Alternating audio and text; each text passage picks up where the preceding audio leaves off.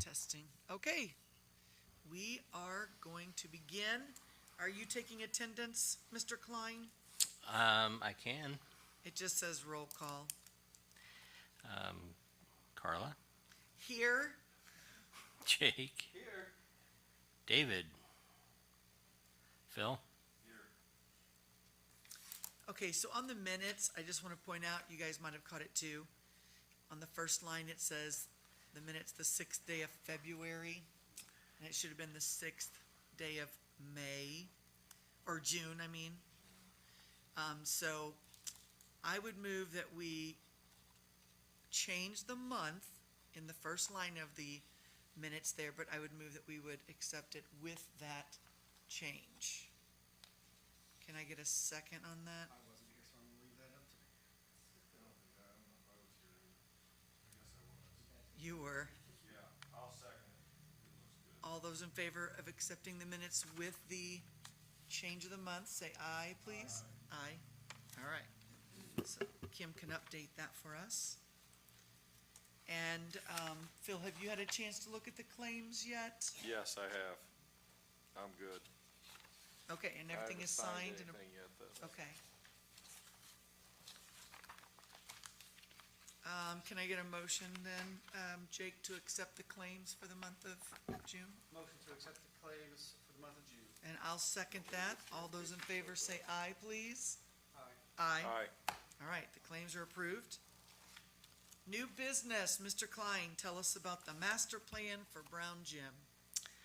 Thank you, Carla. I'll give you a little backstory. We've been looking at Brown Gym really since I came on board, really the A condition and the utilization of the gym, and really believe that that facility is extremely underutilized, and that there's opportunity to A, repair it and get it back in good shape, and then draw a lot more people to that facility. So during those conversations, we have spoken to a designer, he's an architect designer, and have requested proposals for preliminary schematic design concepts of what we could do in the basement of Brown Gym from a programmatic standpoint.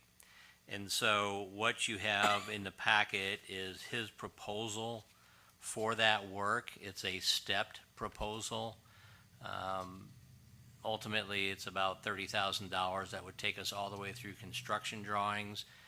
I probably would not engage him for the ultimate project, but for the conceptual piece of it, I've worked with him before. He's very, very good.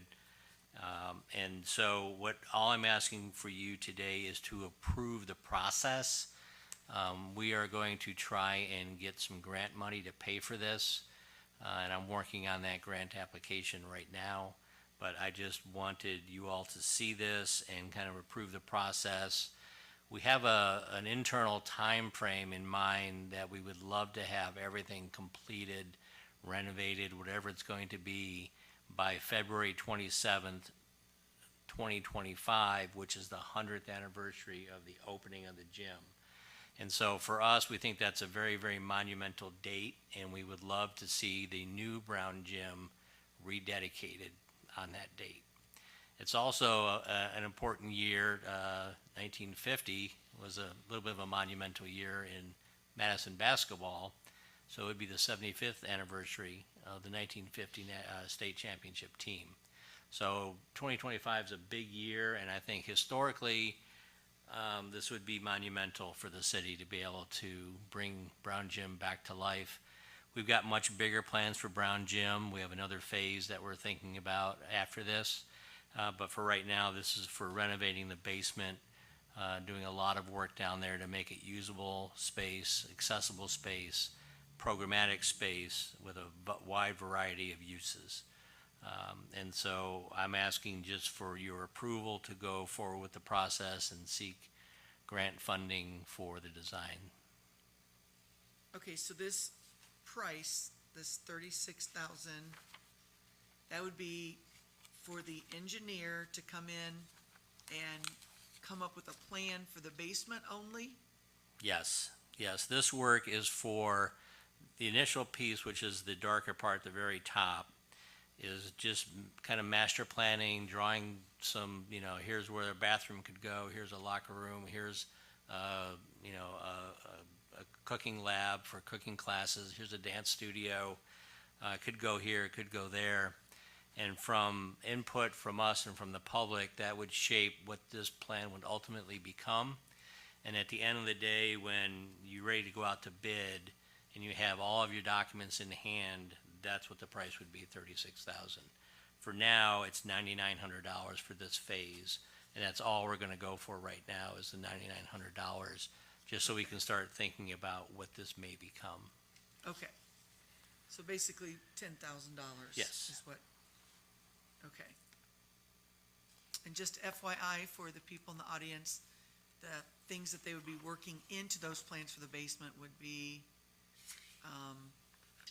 a community band room, new locker rooms and showers and restrooms, rooms for some group classes like yoga, dance, aerobics, a strength and training workout area like a small gymnasium area with machines where people could come in and do stuff,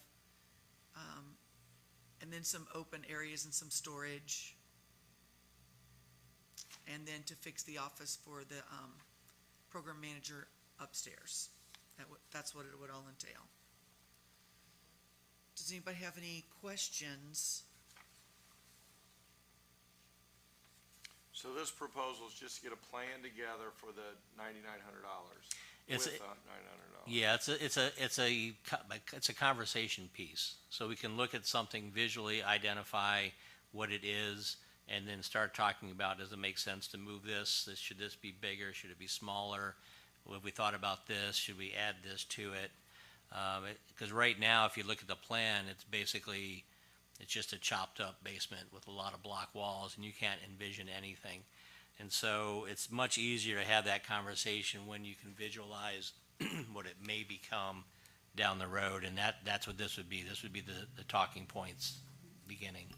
So is this guy gonna draw something out? There'll be complete drawings, there'll be schematic drawings. His scope is pretty detailed for the first phase. He's gonna have three-dimensional views, like you're standing in the space and you can turn and see what it would look like around you. How the finishes and lighting might look in the basement. And he's got how the gym floor would look with opened up ceilings from below, especially upstairs too. So we're kind of looking at a little bit of upstairs, a lot of downstairs, but just some general ideas. Phase two, I think, would inform some of this some more, but we're not ready to talk about phase two yet.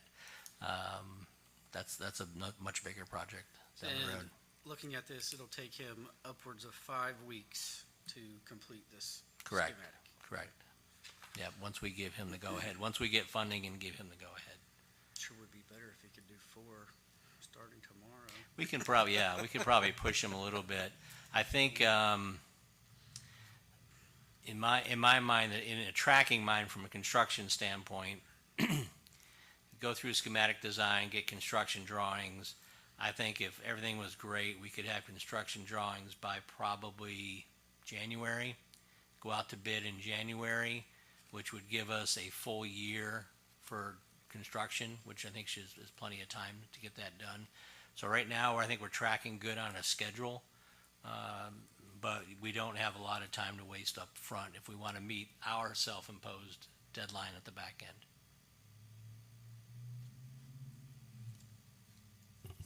I'm agreed.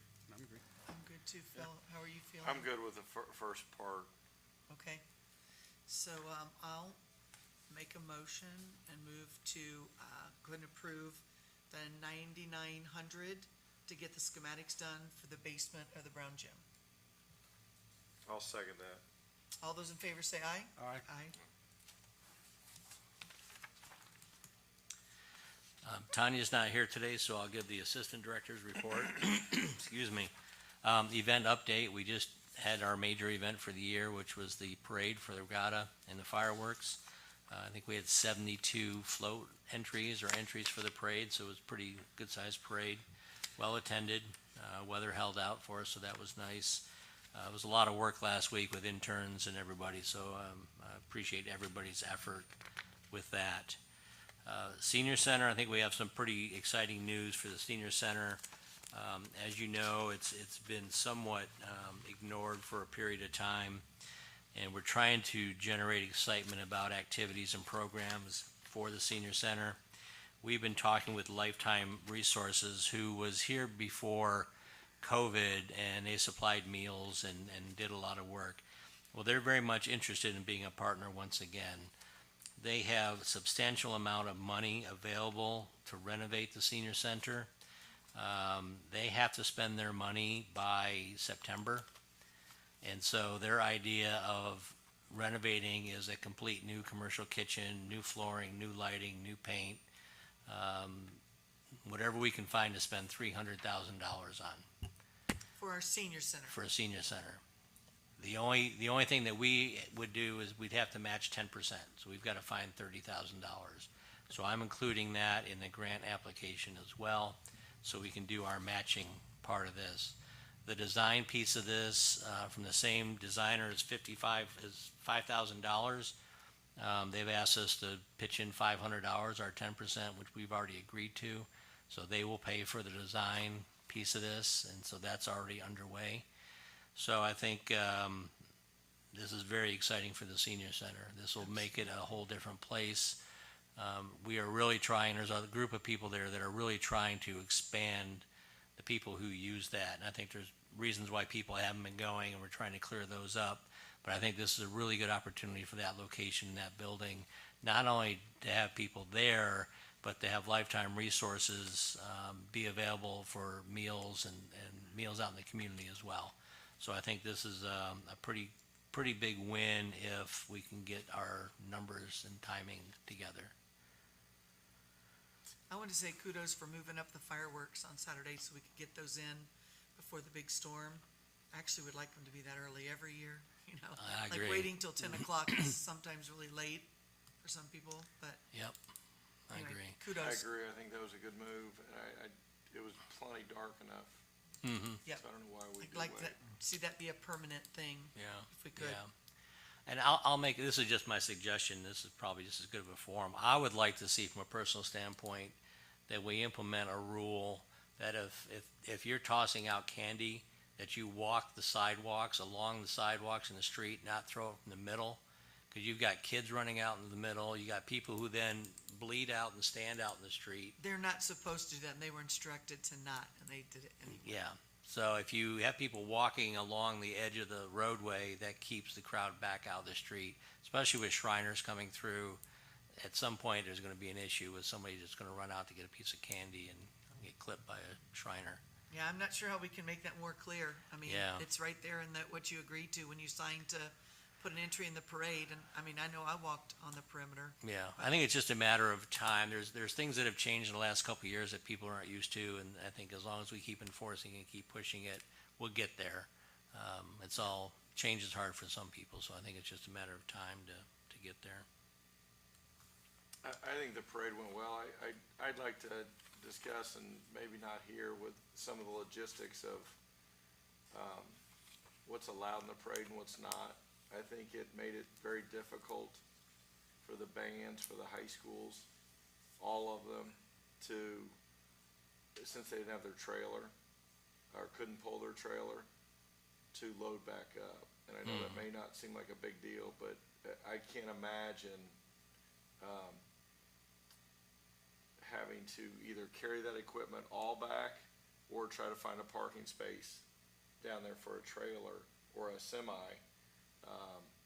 So I think we gotta maybe look at how we can make that easier for those groups. And not just the bands, but that's the one I heard about the most. And they're large groups, and we want them in the parade. Right. Yeah. Yeah. If not, it's gonna be too much work and too much of a hassle for them to do it. Yeah, especially with unpredictable weather and heat, and I mean, that's a lot for anybody. Yeah. Yeah. Yeah, they're worn out by the time they get done. Yep. Good news on the senior center, yay. Yes, I'm excited about that. Hopefully we'll have some other we're working on another piece of that as well that we haven't gotten final answers on, but hopefully I'll be able to report that out next month, for that space. Next piece is the Park and Recreational Comprehensive Financial Report. Again, this is a report that you'll all be seeing each month as we update it. There are still areas that that have dollars associated with expenses that are not in the right location. So this isn't quite balanced the way it should be. We're working on that with the treasurer's office to try and get them to move some things. We also have an issue with our funding coding, in that some of the NRO funds that we receive are going into general funds. And so we started working on that today, trying to correct some of the coding issues there so that those are tracking correctly as well, making sure that we, like Sunrise, whatever money they take in stays there, or the campground. So creating some new codes and closing some old ones that aren't being used. So right now, this is accurate as far as where we are according to our accounting system, but it's not actual in real world as to where line items should go. If you look at exhibit on the general parks, the parks director expense against no budget on the very first page, that's because the budget sits in the parks NRO account. And so we build against the general parks fund when we should be billing against the NRO. And so that's happened in a few spaces. I've tried to highlight those in yellow, where we're not over budget, it's just incorrectly inputted. And then also on the last page, we have the unappropriated.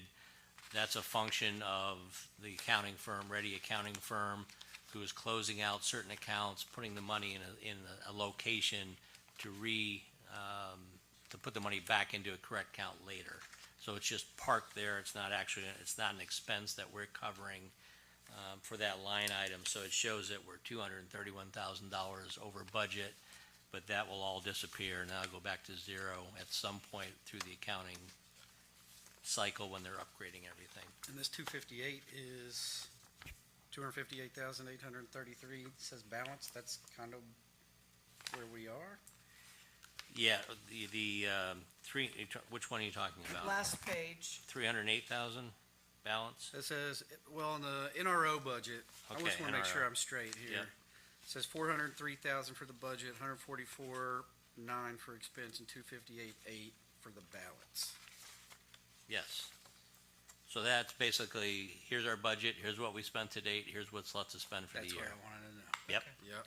So we've got 64% of our budget remaining for the year, Okay. and we're Halfway through. 50% through. Yep. So, now, I will tell you, this does not include, I do not believe it does include those chemical The costs. chemical cost is going to. So it's gonna hit us again in next month, so. Again, that's a function of, we should be doing this on an accrual basis. We should be hitting that chemical cost, divide by 12, it's $5,000 a month, that's what it is, instead of $65,000 in July. Yeah. That's just not a good representation of July for the golf course. Get on that, Scott. So, I'm working on it. We're still in decent shape, though. Campground operations, again, we're doing fairly well. I'd add a little bit of extra data this month, and I've set this up so that'll be automatic. You'll see it every month. I'm looking at year-to-date variance from last year to this year. So revenue last year at this point was 94,000. This year it's 101. Expenses last year were 6,400 against almost 8,900. Net revenue last year at this time was 88,000. This year we're at almost 93,000. So we're up about 5,000. The interesting thing is that our actual reservations are down from last year. So we made more money, but we have less reservations. So that's probably a function of location or duration, any number of I things. wonder if it has anything to do with our. We did raise our rates Raise the a little rates. bit, especially, yeah. Yep, yep. So right now, we're about $4,000 to the good for campground. And then the data behind that's just for the month.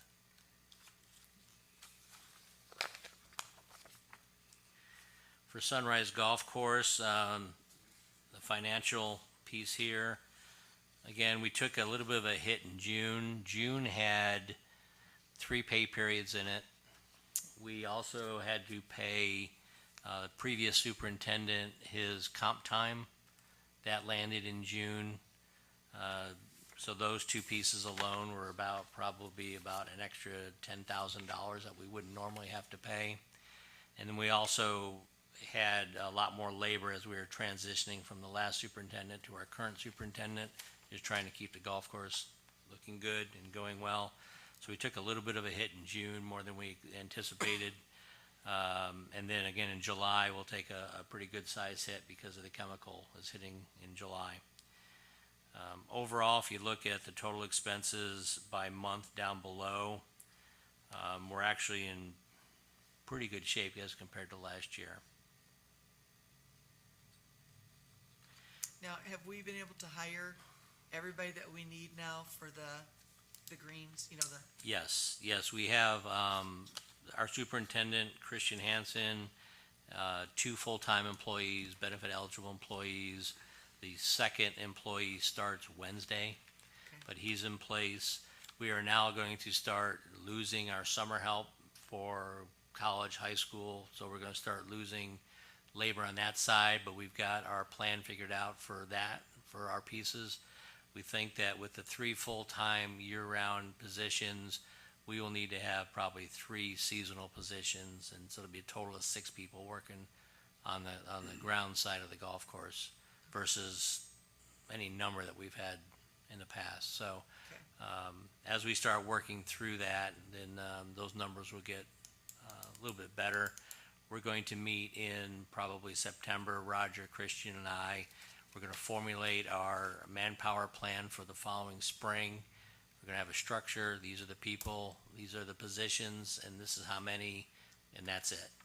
So we won't have any surprises next spring. It's like I need to hire 2 more people. It'll be no, we've already discussed your total staffing for the year previously, and that's what we're going to stick to. so our guys from the street department that were helping out temporarily have now been released and it's full-time Correct. golf? Yep. Okay. Yep, that's all been, Brent Copeland's down there full-time now, though. yes. He And is he's- our, He chose to relocate. yes, Yeah. he's our mechanic and our green mower and a few other things, so. The praise has been effusive for Brent. Okay, good. So he Yeah. was the bridge between Brandon and Christian, and Roger and Christian they can't say enough good things about Mr. Copeland. So Yeah. and he wants to be there, so that's great. And Christian is very enthusiastic as well. I think the golf course is in very good hands right now. Good deal. Yeah, we're pretty excited.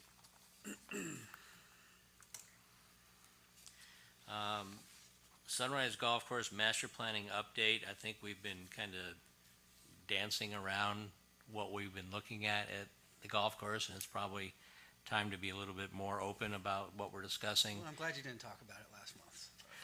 Just a little bit, yeah. I wanted you to be here because you kind of planted the seed, and then Sorry. and then my way, I like to really heavily fertilize and water the heck out of it. So the initial seed was that wouldn't it be great if we could find a place to put a driving range at Sunrise? And there was some conversations about, we could move hole 1 and put the driving range down where hole 1 is along Michigan Road. And there's enough room to accommodate that, but I have a tendency to have like really grandiose plans. And so I kind of blew it up from there. And so we've hired a golf course architect who is in the process of evaluating anything from a driving range to something much more significant for changes at Sunrise, which could include a practice area, extending the golf course so it's a longer golf course so we could get collegiate play and a broader scope of people playing the golf course. It could mean new greens. It definitely needs to have a whole new irrigation system. The irrigation system is original. It's 60 years old and it's not in good condition. It could mean relocating and building a new clubhouse, a bigger clubhouse. It could mean relocating all the superintendent functions to a different location on the golf course and not in the front door of the golf course. So we have a lot of ideas that we're talking about. We're working with a golf course architect to kind of give us some scenarios of how it might all work. We haven't seen anything yet. We're still trying to finalize some base map information for him to get accurate and repeatable drawings.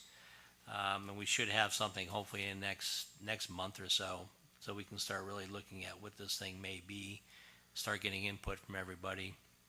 The golf board has been very, very enthusiastic about the ideas and the concepts.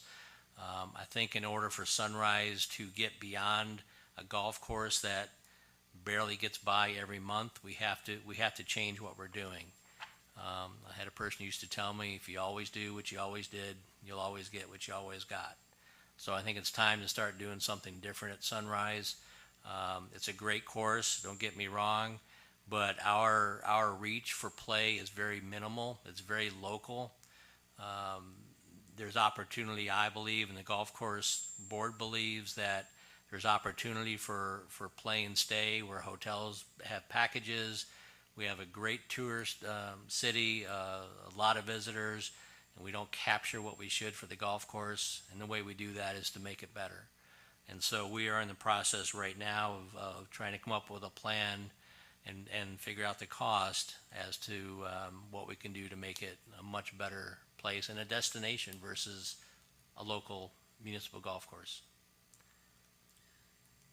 So what I've seen is, and what's been proposed is very exciting. I don't have any idea what the price tag is, so we'll just have to see. That's going to be, as a golf board member, fantastic. Okay, as a parks board member, the eyebrow telegraph needs to go up for sure. But it's very, very exciting stuff. Now, we were talking, if we shoot for the stars and we still just get the driving range, great, right? We hit the moon. Because when this conversation all started, my point of view is, the golf course is always treading water. If we're going to really make a profit with the golf course, the driving range is where you make the profit. You get guys out there. You got a snack shack. You got somebody manning the snacks. You got somebody out there still hitting balls under lights at 10 p.m. Things like that. And that would be a way to quit treading water. Now all this other stuff, really, we ought to be careful. But the sky could be the limit with bringing in new restaurants, new hotels, because it could be a premium course. At least as far as a municipal course goes, it could be one of the best. Well, I think we are a big tourist town, and people do like to come here, and people do like to play golf, just like they like to play, needing more pickleball courts. So I think it goes hand in hand. We just need to keep an eye on the money. Yeah, that's my thing too. Yeah. And we're having conversations, very similar to, there's bonds available, there's ways to achieve that. Because, let's look at what we have for facilities. We have Brown Gyms that's 100 years old.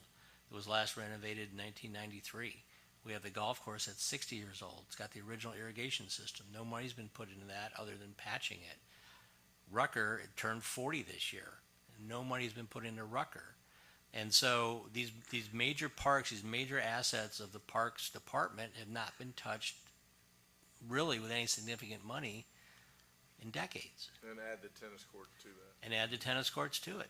And I can keep add John Paul Park to it. We can go on and talk about all these other parks. And so what I've been doing is I've been putting together all these plans. I've been talking to Musco about changing out the lighting. I've been talking to Rainbird about what the cost would be for the irrigation at the golf course. I'm talking to national contractors who do this every single day. I'm talking to the Moats group out of Cincinnati about what would it cost for us to do artificial turf and some ball fields. So, we're looking at this on a holistic approach that we've got significant issues with our parks, and we're going to have to spend money on them if we want to have a park system that attracts people, businesses, families, industry to Madison. We've got to start upgrading these, and if not, then. But it does go all hand in hand, and I'm not trying to be pie in the sky, but like Rucker, we have a great downtown, we have a great river, and people would come here for baseball, softball tournaments. I know we've talked about it for years, but if we do make the necessary improvements or some good improvements to a golf course and to the complexes and some of the other areas. I just went to Omaha, and there were 700 travel teams there. tied into the College World Series. 700. We took 30 in our group. So 700 times 30, obviously it's not something we could shoot for with 700 teams. Right. But we could shoot for 50 or 60 teams to be in Madison, roaming the downtown, eating at the restaurants, staying in the hotels. It's very realistic and very possible, but the improvements would be the start. Right, and you can't do that. We had a tournament this weekend. This gentleman approached me about 6 weeks ago. He said Hanover didn't want it, and my predecessors didn't want it, and I said, I'll take it. It was 4 teams. It was 2 days. I charged them $100 a day because it's a fundraiser for them. We took concessions, and we grossed $1,600. That was just local teams for 2 days. On a big night for T-ball, we'll get $100 in concessions. So it didn't take up much effort from us. It didn't take much cost from us. All it took was an interest in saying, yeah, we'd love to play. Now, when it rains and you have a lake in the infield, it's embarrassing. It's embarrassing when the water doesn't go anywhere. And you've got all these teams from around that are playing in our complex, and when it rains, it's disappointing. And so there's huge opportunity for us from a revenue, and it's not just for the Parks Department, like you said. It's hotels, it's restaurants, it's shops. There's all kinds of things because they're not up there all day long. They're traveling the city and they're checking things out. And again, as a revenue generator for the city, athletics is pretty big. And so I think we really have to pay attention to upgrading those facilities that can draw outside people into our city. I'd like to say something about the irrigation system. Since I've been on the golf board, whenever that was, September, just about every meeting, was kind of racking our brains, like how are we going to figure out how to fix this irrigation system? So, if we do have some sort of capital project, I do think it's pretty savvy to kind of tie the irrigation system into a more higher end capital project as well, to kind of get that done, because it's not, lack of a better word, it's not very sexy, it's to fix something like that, but it's grossly inefficient. I kind of, if you've got a car and you got a transmission, how many times are you going to repair the transmission before you just buy a new car? So that's kind of where we are with the irrigation system. It's there's no tech behind it. It's either, not enough water, too much water, which is causing, brown patches or clover, or just, Which too then it's wet, more it's too chemicals and wet. it's pesticides and it's It's really costing us money in the long run, and not to mention the patches that he mentioned beforehand. right.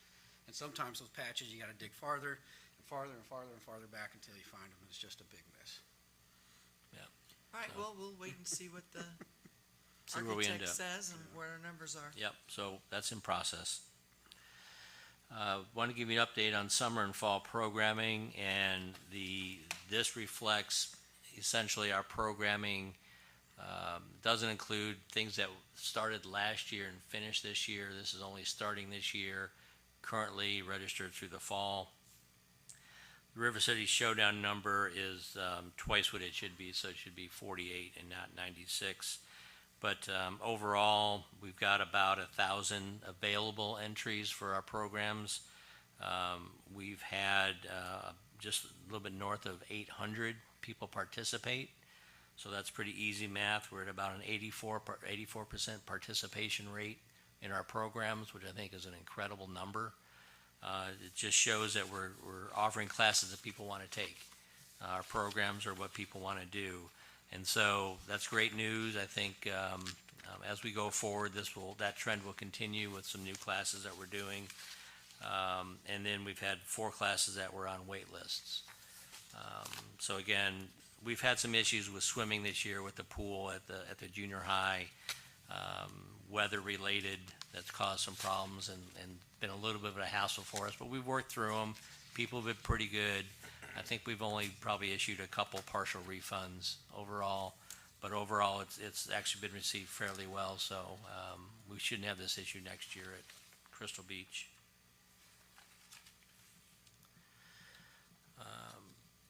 Gaines Park update.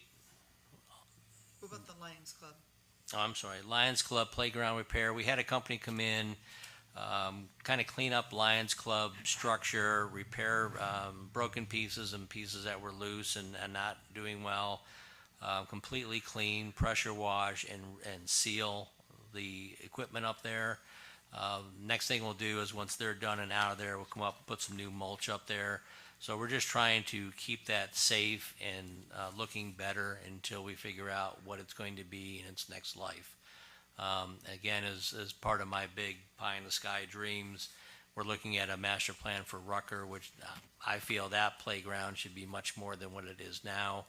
And so as we look at a master plan, we'll be changing the use of that, but it will still be a playground, but I think a better and more current playground. Gaines Park, we're moving very well there. The playground equipment has arrived, so it's actually here in the city. So we're just waiting for an install date from the contractor. The sidewalk is poured, the basketball court is poured, the curbs are poured for the playground equipment, fence posts are in, so we're getting to the home stretch there. So there's no reason to think we won't be done by the end of the summer. I think the deadline was Labor Day for that park, so I think we're looking pretty good for there. Crystal Beach update, the contractor has a camera. You can go to their website and you can watch it anytime you want. I know I happened to catch them. They were doing some load-bearing ratio tests, soil tests out there. So they're doing some compacting and they're actively working out there. So we're just moving along. Not an awful lot to report right now other than it's. Is there a link on our city website? We're for putting that one camera? on. Yeah, we don't have one yet, but it's in process. Okay, So you can just go and click on the link on the website and you can go right to it. okay, so, Yeah, we talked about that this morning. Brown Gym repair update. As you know, we had a section of the floor structure collapse in the northwest side. Most likely probably from wood rafters that rotted out that were pocketed into a brick exterior. We have it shored up in the basement. I had 2 companies come out to give me pricing to tear down the ceiling in those areas so we can get the structural engineer back out to evaluate and come up with a design to fix it. One was Teton. I met them out there last week. He said he couldn't get to it till September, which it doesn't work for us. Rumpke Demolition Environmental Services, I've used them a lot when I was in Louisville. I actually called them originally because they do asbestos abatement and lead-based paint abatement when I thought we were definitely going to have asbestos there. So I called them, they came out, and their proposal is $4,800 to tear down those ceilings. There's a lot of stuff attached to those ceilings. There's a lot of electrical conduit. There's just a lot of stuff there. So they'll come in, tear it down, $4,800, haul it away, and that gets us to the next step of getting the structural engineer back. I've already told them that I would bring it to you all tonight to look at. I've already got them scheduled. They're going to start next Monday. So this isn't something that, should we do it, we have to do it. So I've already got them engaged, and they're going to start next Monday. Probably take a couple days. We don't need to shut down Brown Gym. We don't need to change any activities in the gym. We just can't have people down where they're working. So for most part, you'll see a dumpster out front. You'll see people throwing stuff in the dumpster, and probably 2 days it'll be done. Okay. So that's the process for getting Brown Gym back to where it needs to be. Last month we approved the Hunter Hall pricing, and one thing that we didn't really think about was pricing during high demand times. We have higher pricing at the campground for high demand times, and we have higher pricing for certain other times of the year. And I wanted to broach the subject with this board to see if you want to look at having some high demand pricing for Hunter Hall for certain events. I missed that on the video, though. What was the ultimate decision for the regular price? We did $400 for half day and $600 for a full day. Okay, that's fine. And so the question is, for regatta, if somebody wants to rent out Hunter Hall for regatta, Agree. do we charge them $1,000 a day? Because it's high demand. And I think the other thing we probably didn't talk about either was nonprofits, and I don't remember exactly what's in the meeting. Are we giving price breaks to nonprofit, or we're just, it's an event hall, it's $400, $600. So I think I just want to have maybe some more discussion about maybe the next phase of what that agreement should be. If you all think about it, and there's nothing we need to answer quickly, just something I think we need to look at moving forward.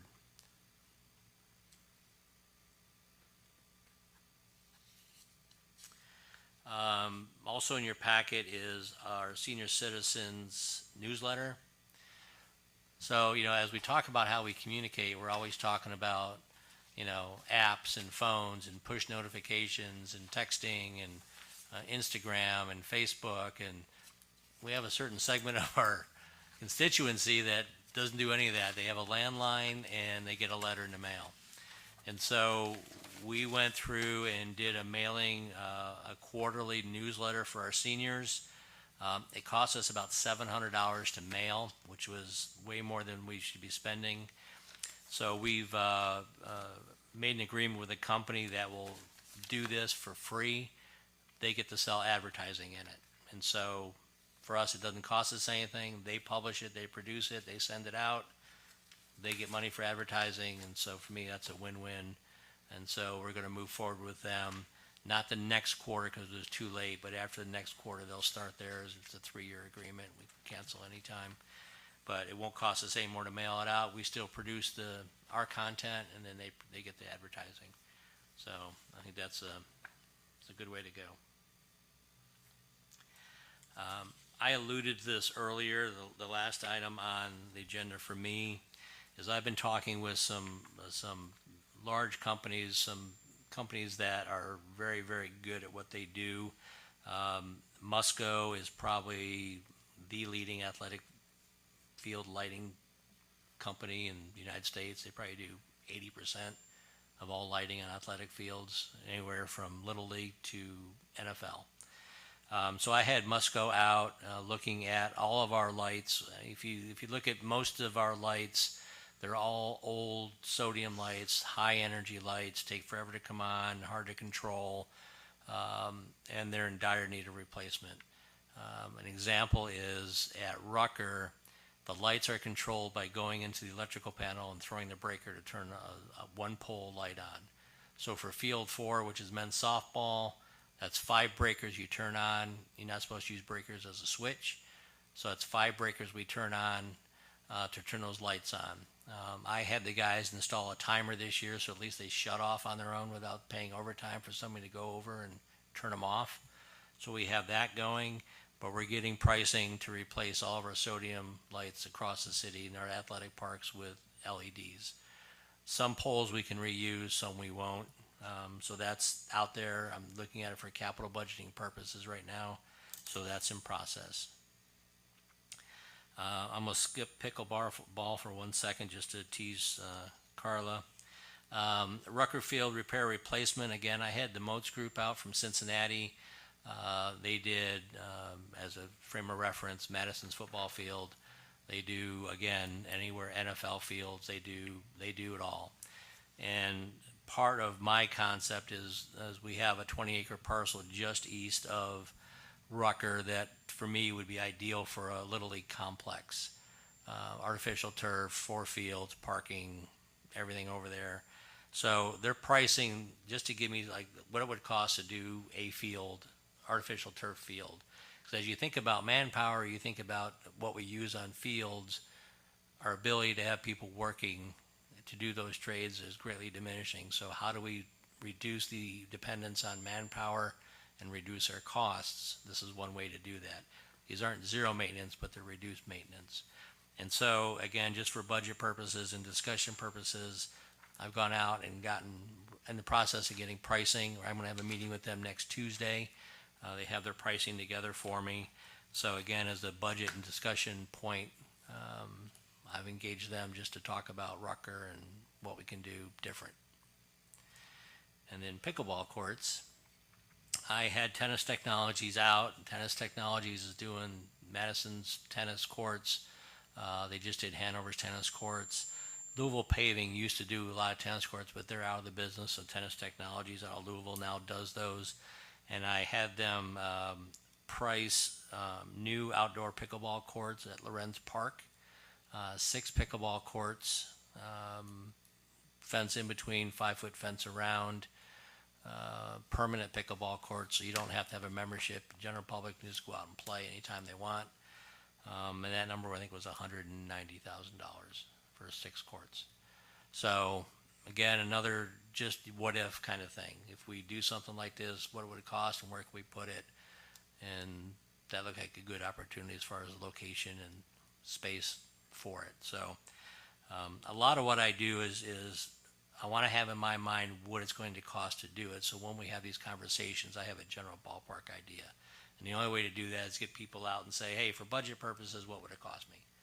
And so I've been doing that a lot the last 2 months with a lot of big companies, just for capital budgeting purposes and conversation purposes for us to start looking down the road. One thing to keep in mind, one of our pickleball buddies mentioned to me, and probably the tennis technology people already know this, but if we wanted to run tournaments, there are certain qualifications, distances between the fence and the net and blah, blah, blah. Yep. And we just wanted to make sure we covered those because we've at times talked about running tournaments. We had that very conversation out there because I think Tennis Technologies did the all sports courts. And so they've had those conversations with the wider areas than the smaller areas. Okay. And so this includes the larger areas that our pickleball people prefer. So you'd be okay if I sent somebody in just to kind of go over with you what he knows has to be in for tournament stuff? Yep, absolutely. All right. Absolutely. Yeah, a lot of these are, hey, here's your text, here's what it costs. I told them, I'm just want budget numbers, just discussion pieces. I don't have any formal proposals from anybody yet. So, again, very loose, nothing structured, nothing committed, just conversations. Okay. You guys have any questions? No, I think it's exciting. Yeah, it is. A lot going on. Okay, this is I have one more question for you before we go to public comments or next for you guys. We've had a couple of donations within the last year, and I mentioned them to you, and you were going to try to track them down. One was for Rucker Sports Complex from the Birch Johnson family, and one was from Carol Brown's family for Kiwanis. Were you able to track those down? And not yet? I just want to make sure we follow up. Yes, what I have asked for from the treasurer's office a week ago, 2 weeks ago, was I want a comprehensive list of all donations to the park department, including any restrictions that came with those donations. So I need to know if we've got money for areas and what they're supposed to be used for, then I can proceed with that. Right now, I have no idea. I don't know if anybody's given any money to Rucker. They gave me $50,000 for lighting. I have no idea if they did or not. So I've asked for that. I've asked for a comprehensive list of all the parks and all the donations and all restrictions. Okay. I don't think there were a lot of restrictions, but just where they wanted the money spent, what Right. facility. Right. Go ahead. Have you updated Carla on the golf course signage? I have the not. rules. Yeah, so Friday is the 7th. I'm going to have a firm shipping date, but right now the shipping date is between July 15th and July 20th. So they are fine. They're wrapping up manufacturing right now. We will have them by the end of the month on site. Finally. It's taken us a year, but yay. Yeah, so that's almost done. Okay. All right, at this time, if there's anyone from the public that would like to come to the podium, state your name. We'd welcome comments.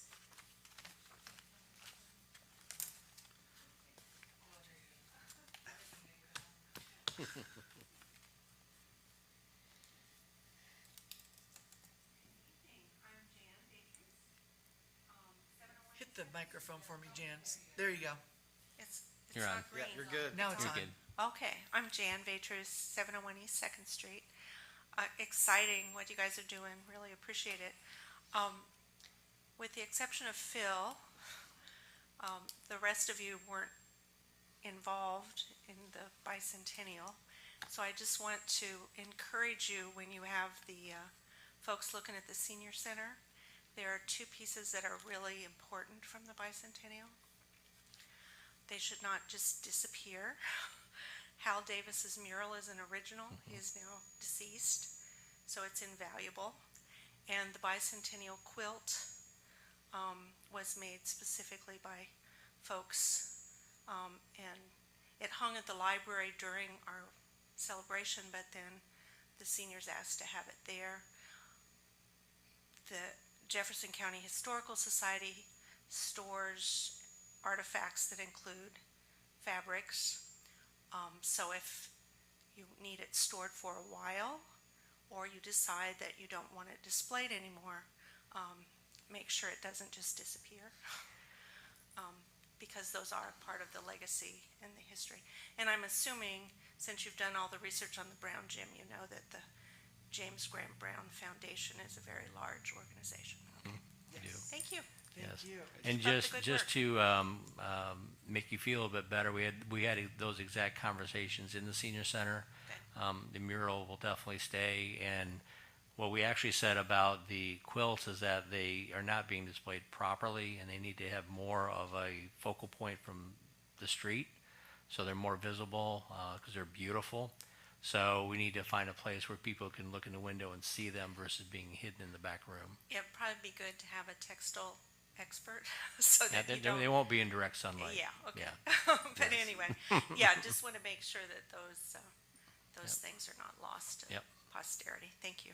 You're welcome. Thank you. Anybody else?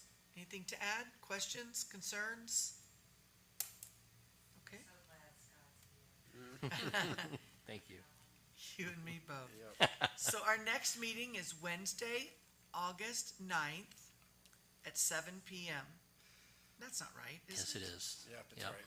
Okay. We Oh, have- that's the we day have- we are working on We all have of a our lot of scheduled conflicts vacations next and- month, yep. Okay, Wednesday, August 8th is our next meeting. Can I get a motion to adjourn, August 9th or August please? 8th? Ninth. 9th. 9th. August 9th at 7 o'clock, sorry. You're good. May I Vote. get a motion? Motion to adjourn? Second? Hold on. Okay. So it says August 9th at 7 PM, 2023 at 5 PM. I know, but I don't think the 5 PM is right, is it? The 5 PM isn't, this is a template Okay.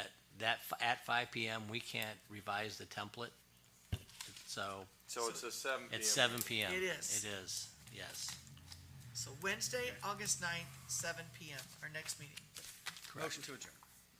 I will second that motion. All those in favor say aye. Aye. Thank you for coming. So Wow, that many- is a lot going on. So many things going on. Scott's a busy man. Get that camera turned off so we don't